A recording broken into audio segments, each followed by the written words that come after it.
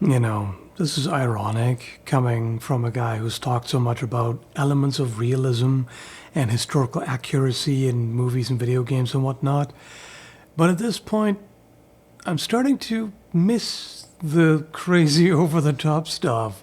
The things that people just used to create completely unrestrained by any thought of the real world. Careful what you wish for, I guess. And maybe it's just a nostalgia speaking and getting older.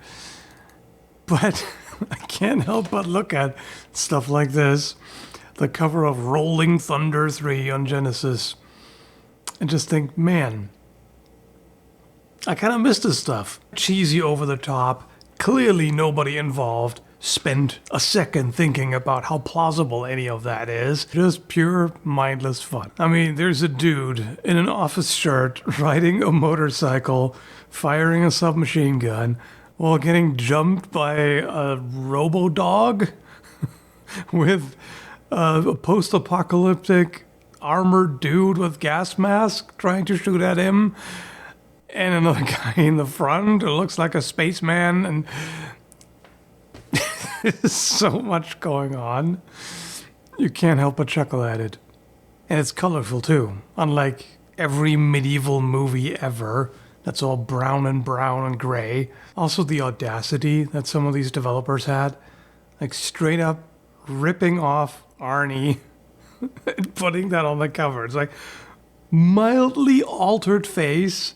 Otherwise, this is exactly the shot from Predator, 1-to-1, and they just slapped it on there without getting a license, I'm sure. Anyway, that's not what I wanted to talk about. I just felt like some old-fashioned overthinking for fun.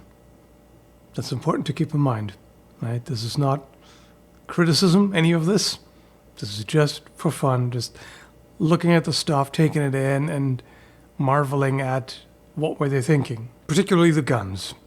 So, starting out with Bionic Commando, I have to, of course, acknowledge that this is sci-fi, right? This is not intended to represent the real world or real-world firearms in any way. But there's still something I find very funny about this that has kind of practical implications. Look at the stock. You don't need to know much about real firearm design to be aware that shoulder stocks are generally oriented this way, vertically. They're supposed to sit here, definitely not on the upper arm to brace against the firearm and absorb the recoil, right? This is the other way around. It makes it look like that's completely intentional because you have to remember back then, action heroes did not aim. They never aimed. Everyone always fired from the hip. Because it looks cooler, I guess? I don't really know. Aiming is for pussies. This looks like this is specifically a bicep brace.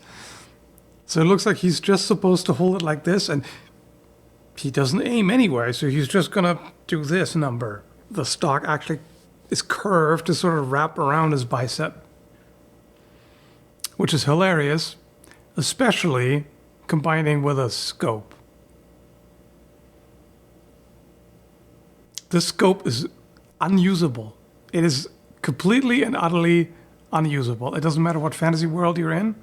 It doesn't matter what high tech you're dealing with. This scope is completely futile. Because if you have it braced against your bicep, guess what? You can't really bring it in line with your eye. And again, they're not doing that anyway. You would have to move it forward to where this doesn't do anything, right? So I do have to wonder, were they thinking anything in particular, or were they just like, okay, we're just going to draw some gun. We're just going to put a scope on because it's a gun and a lot of guns have scopes. And then because he's holding it like this, then the stock has to go there and connect with his arm like this, I guess. By the way, if anyone is aware of an actual real-life bicep brace, let me know. I've never seen anything like that. I know that forearm braces exist that attach very differently. If this actually was a thing at some point, feel free to tell me, and I will rescind that. It's not actually a criticism, I already said that. Observation. The other cover for Bionic Commando, on the other hand, is just pure, unabashed fantasy sci-fi shenanigans. They just clearly did not care. They just drew whatever they felt like, which I can respect. It is a bit funny in hindsight to see kind of Super Saiyan Blue Vegeta and his green-haired brother. Gigantic barrels, which are rifled, apparently. They look like laser or energy weapons of some kind, but the rifling indicates that no. They're combustion-fired projectiles, presumably. That recoil, though. And then there's Bucky O'Hare. If that's a name you've never heard and a character you've never seen, I envy your youth, but at the same time, I also know that I've had a better childhood. And I say that with no malice and no disrespect. So, this is funny for one particular reason. Sci-fi aside, whatever, it is kind of a cool gun design there. I do like that. But what is up with the sights? That is the tallest front sight you can imagine. Well, you can always imagine more, but it is gigantic. It does have rear sights, from what I can see, and the front sight post is problematic. With the sight configuration, you would end up shooting people in the knee, maybe, or in the foot. Why? Well, let me explain. This is how firearms work. You have the rear sight notch and the front sight post, which you align with that, right? And they should be level, because you want the gun to be level. You want it to point straight forward rather than at an angle, right? So what happens when you make the front sight post incredibly long? Well, now you have to tilt the gun down to actually line it up with your eyesight, right? So if you do that, you're aiming very, very low. Hence, shooting someone in the knee or in the foot or in the crotch, worst case. I know it's a moot point because heroes don't aim, although he pretends to in this picture. Then there's the cover of Contra Hardcore. And hardcore it is. I'm not even going to attempt to analyze how practical this monstrosity is. There's a lot going on. Now here's a classic Akari Warriors. So this guy also has a bicep brace and a scope that he doesn't use because, of course, here's a different cover. The proportions on that light machine gun in the foreground are fascinating. It's an incredibly stubby little barrel, and the angle, I don't know how that works. There's an extremely steep drop from the receiver to the stock, which of course, again, is not used because we don't aim. And then the other guy getting ready to chuck a grenade. There's something about the posture that looks to me like he's chugging rather than chucking the grenade. It's like, it looks like he's drinking from it. He's just pulling the pin with his teeth. An extremely bizarre place to put a flashlight. It also looks like the thing has 2 charging handles. I don't know why, but you can tell, and I remember as a kid, I also drew stuff just loosely based on what I remembered vaguely, and I didn't know what any of the parts do really, so I just imitated some stuff that I remember seeing. I kind of wish I could go back in time and ask some of these artists, like, hey, what's the point of that scope? The dude is not using it, clearly. Even if he wanted to, he couldn't in this case, but he was never going to use it. He's never going to actually shoulder it and look down the sights, so why is it there? Obviously to look cool. I get it. More stuff, more fun. What's also funny about that is the same game has sprite artwork with what looks like a perfectly accurate representation of an M16. A little bit cartoonified, of course, but someone knew what a gun looks like. I don't know why he looks like Johnny Cage on this cover, but there you go. If you look at the guy on the left there, so he's got a red dot sight or scope mounted low, and then in front of that, a super raised front sight that is completely in the way of the scope, unless it's offset to the side, which I guess it could be. Hard to say in a 2D drawing. But it's so high that it doesn't correspond with anything. So you couldn't use that at all, unless it's a flashlight, I suppose. I guess you could have like an offset raised post that holds a flashlight like that. I've never seen that done, but yeah, you could in theory. And yeah, the other guy, same thing. On this one, he looks more like lame Sub-Zero, maskless Sub-Zero from Mortal Kombat 3. And the other guy has something that, like, the longer you look at it, the more you think you're losing your mind. If this was not from back then, you might suspect it of being AI generated, because there's something really, really wonky about it that just... I don't even know how the person drew that. It's like there's two different perspectives happening or something, and maybe two different models of firearm mushed into one. They really loved scopes back then. Here's a scope on a flamethrower. Not that he's using it anyway, but the stuff is hilarious. That's just midnight resistance for you. I mean, maybe it's not actually supposed to be a flamethrower because it looks like it might have a magazine, maybe, but who knows? Either way, there's so much going on in this cover. I said, I do kind of miss these completely over-the-top shenanigans. There's usually multiple things happening at once, and at least one of them is inexplicable.